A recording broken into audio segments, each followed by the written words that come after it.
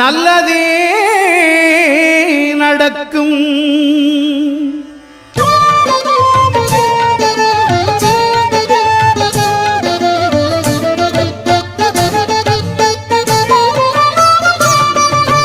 9 கோளும் ஒன்றாய் காண அங்கு கற்பகம் என்னும் கடவுளின் மெய்யில் 9 கோளும் ஒன்றாய் காண அங்கு கற்பகம் என்னும் கடவுளின் மெய்யில்